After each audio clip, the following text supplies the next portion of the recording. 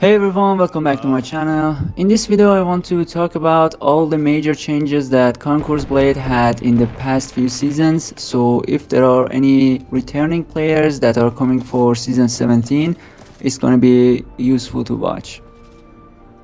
So the first major change that we had in the past few seasons was Doctrine Alchemy.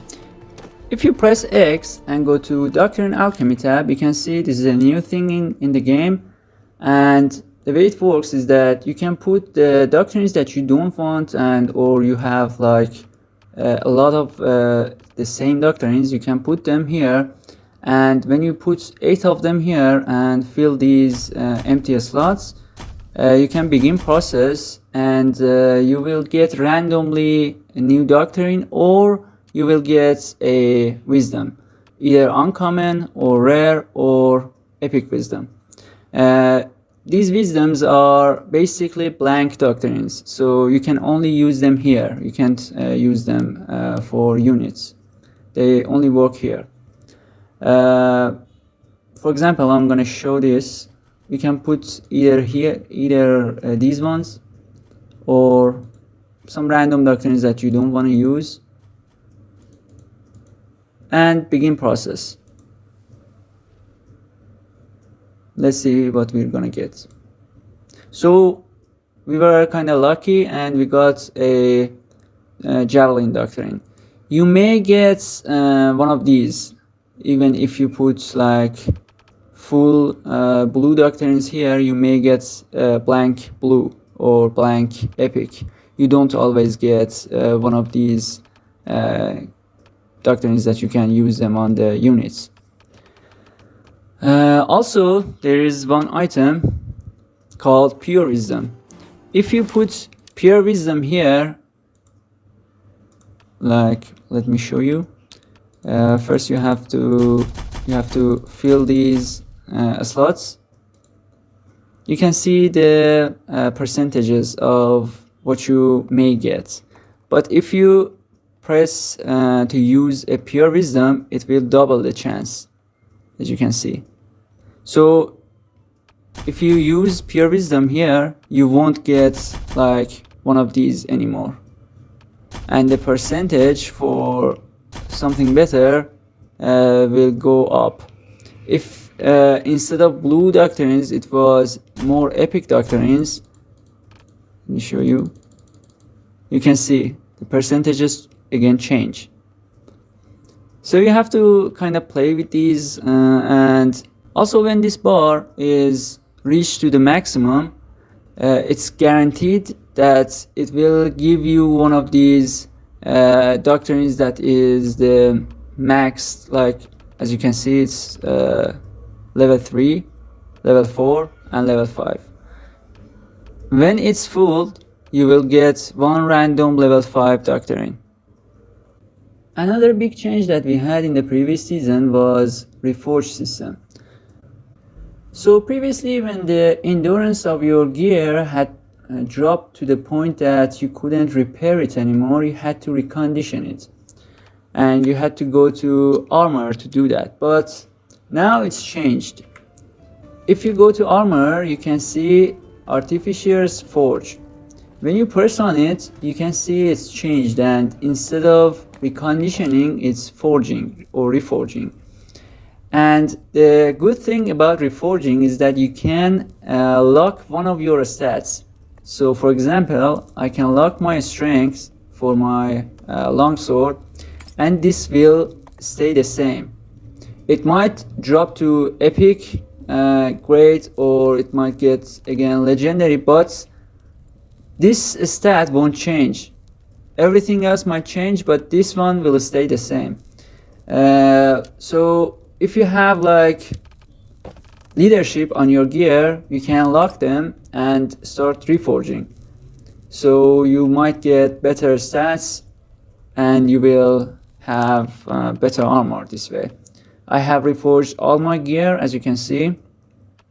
I have leadership on all of them, and with this system you can finally get legendary, full legendary gear. Also, as you can see, the game finally shows the percentages of what you're gonna get.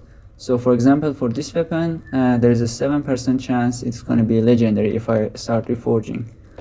And also the chances for weapons and armors are different. So for all armors, no matter what piece, for this moment it's like this, like as you can see, only 3% chance. And every time I don't get legendary or epic, these chances are gonna go up. So it's kind of like a fail stack, similar to other games. The more you don't get legendary or epic, the chances are gonna go up. So it's a good thing. After reforging, the other change that we had was that all epic units level cap was increased to level 24.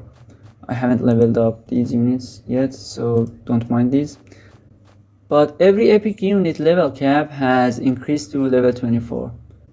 Previously, some of the units were like maxed at 22, 21, 18, a lot of them were 18. So this was a good change, and it helped some of the older units to get better. For example, like Imperial Javelineers, you can get more points in the veterancy line, so they are stronger this way. Or Imperial Archers, you can get these points. So it was a good change in my opinion. Also, green and blue units has increased their cap level to 18, but they were mostly at 18 already, so a few of them were increased. With the exception of Janissaries, which were at 19 from the start. So this one is the only level 19 blue unit in the game. The rest of the blue units are maxed at level 18. So if you see some of my units that are not 18, is because I haven't upgraded them. Finally, the most recent major update that we had was Unit Mastery, which we got at the start of Season 16. If you press only show units with Mastery, you can see some of my units are glowing like this. If you press on them, you can see this is a new tab for this unit, and if you upgrade these nodes, the unit will be stronger. They will get like new abilities. For example, in the case of Imperial Javelineers, they will get Throw Shield as a standalone skill. They had Throw Shield before, but it was like a random skill that they will sometimes throw their shield. But now it is like a new skill, as you can see, Flying Shield.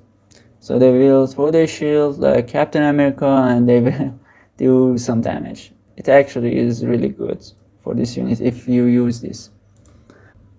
The item that you need to upgrade their unit mastery is this item, School of Mastery,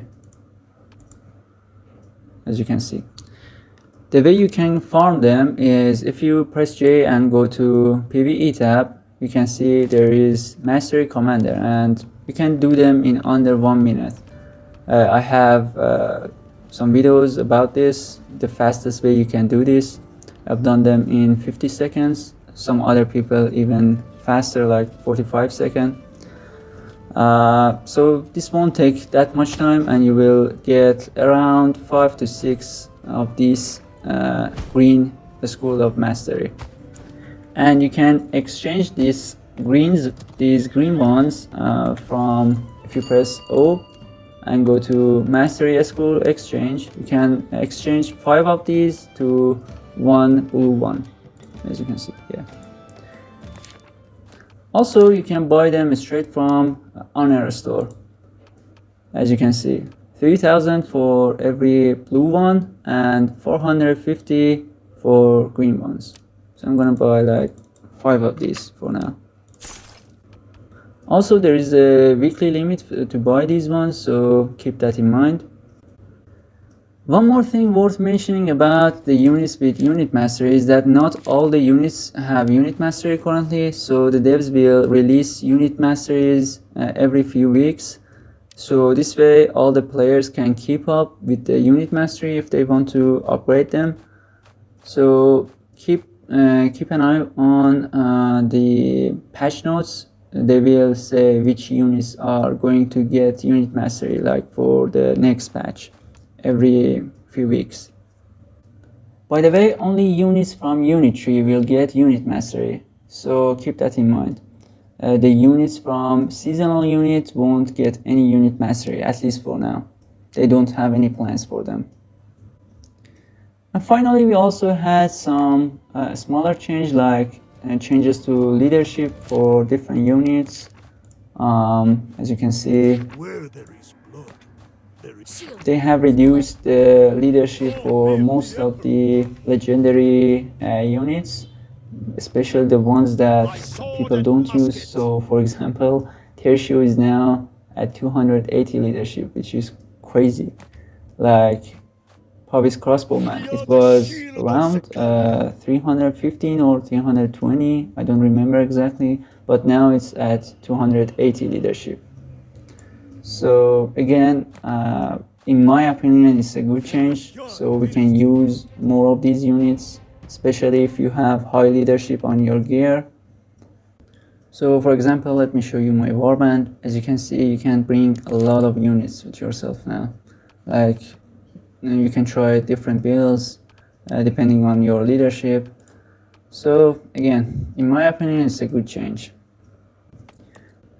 We also got a small update a few seasons ago that you could share your units with your housemates. So if you press N and go to your house page, you can see shared units. So if you have at least noble rank in your house, you can share up to 3 units with other people in your house. You can also see who has shared their units here. And the people from your house can use these units in their battle. And finally, the most recent change that we had was server merge. So as you can see, EU1 and EU2 has finally merged into one server. So now we have like only one EU server and only one NA server in the My Game version. I hope this video has helped you if you're a returning player. Don't forget to subscribe and like my video. If you want to see more of these kind of guide videos about Conqueror's Blade, please share my videos with your friends, and I'll see you next time.